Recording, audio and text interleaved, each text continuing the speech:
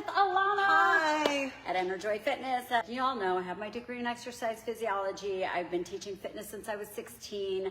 I know what to do. Definitely. I know what to do. The question is, do I do it?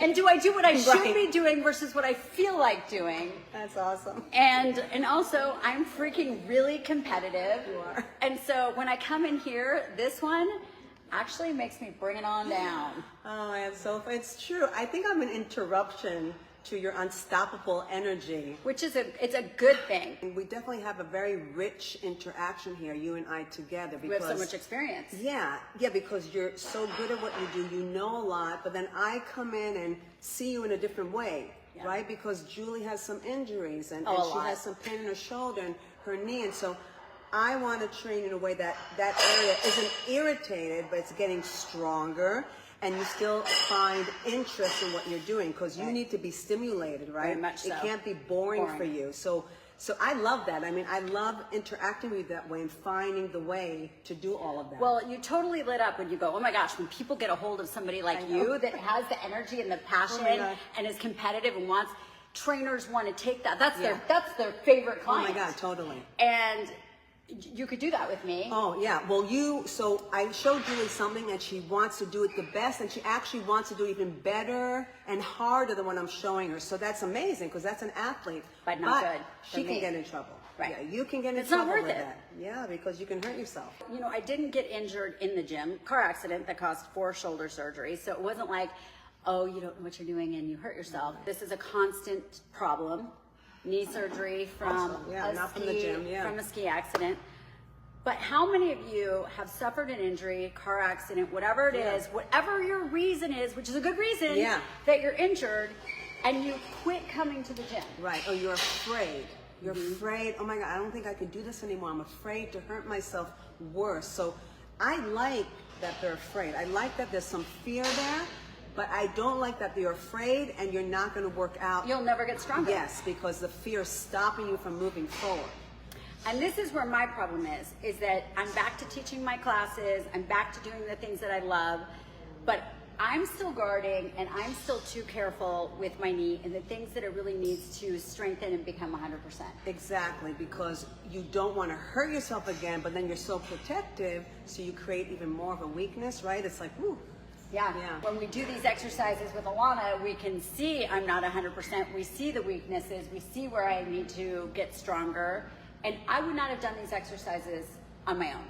Yeah, because we really customize it for you, and then we also have to know how much of it we should do. And being the competitive me, I want to go more. And like, she's bringing the weights down. She's maybe doing no weights. Less repetitions. You know, she did her first squat, she showed me, was going all the way basically to the ground. And I'm like, yeah. And I did it, and I was like, she's like, why did you do that?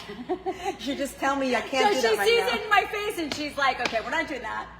Yeah, so we just made it a little bit higher, right? And you did it beautifully. I mean, And then you know what? So you take baby steps. That's the thing.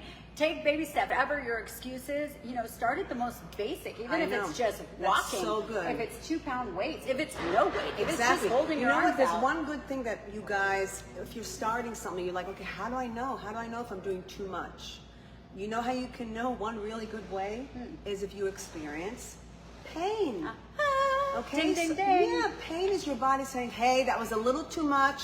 Please hold back a little bit. That's one good way to say, okay, that hurt me. I won't do that today, or I'll go lighter, or I'll just do something else today. Why not listen to And that's probably the biggest thing, is that we tend to not listen to.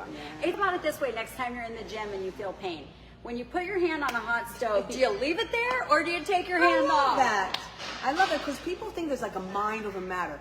Oh, my arm hurts, but I don't care. I'm going to push to 15. I'm going to push. Why? Your body's saying it's enough for today, so why not listen, right? Right, and that's when those injuries happen. And the mind over matter thing, I don't know. I'm not totally convinced over the mind over matter. Like, I can do more, so I'll go, and I'm not going to listen to what's going on in my body. And well, I think there's a fine balance, and it's like, how do you Are you being lazy? And in some instances, maybe you're not feeling pain, you're feeling uncomfortableness. Yes, So I guess it's exactly. diagnosing, are you feeling uncomfortable? Yes. Like, you know, if you start going for you walk for a long time, yeah, your legs are going to feel fatigued. Yeah, Right. your heart That's so rate's good. up. Like, what kind of pain are we talking about, right? But that's where the rate of perceived exertion, by the way, there's a scale. On a scale of 0 to 10, I'm sure you've been asked this in your That's class, good, yeah. right? Do you know that it's like 97% accurate? If I say to you, what is your rate of perceived exertion? How hard do you feel like you're working on a scale of 0 to 10? 0 is asleep. 2 or 3 is laying on the couch eating potato chips. 4 or 5 is walking around your house cleaning up, right? 6 is maybe going for a walk. I love that, yeah. 7, you're doing aerobic cardio.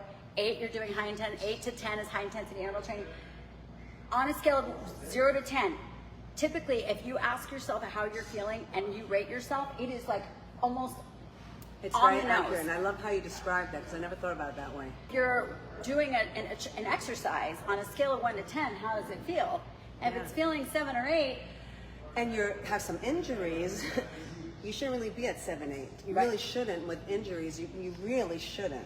and to get the most benefits overall, especially when talking longevity, which Yes, is what Ilana's all longevity. about, Longevity. really you want to be around 6. Yes, I would say 5, 6, at the most 7. But this is very general. But I love that you're saying that because a lot of people don't know. When I say them from 1 to 10, what are you feeling? They don't even know what I'm talking about. So we're really Yeah. here trying to create this awareness, and Yes. hopefully you're listening in every week, and we're giving you just little like things to just drop in the bucket and think about. Working out is a journey. Exercising the body and getting fit is a journey. So why not have someone in your life, like me, for instance, that can help you through that journey and direct you? Someone like Julie. I mean, you listen to listen to everything she's saying online. I mean, that's And- someone she's in the journey herself. And implement it. Yes, and implement it. And, you know, we need each other to make these changes. Nobody does it on their own. That's right. And you don't have to see a trainer 3 times a week to do it. You can if that's in your budget. Great. Well- Support is number one. Number one.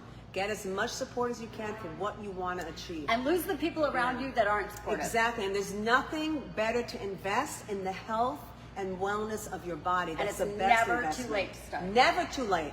If you're 100, message me. I want to have a conversation with you. Well, you're obviously doing something right if you're 100. Definitely going to be You're 150. totally, I mean, you're totally into that. longevity is Why in not? my family and in my blood. Yeah, so- we're having so much fun. Be ageless and timeless. and if you don't move it, You lose it, right? see, she knew. Yeah, we just. Enerjoy Fitness, you guys, right? Right behind the ice stand. Come on in here. Maybe you'll see me here. Yeah.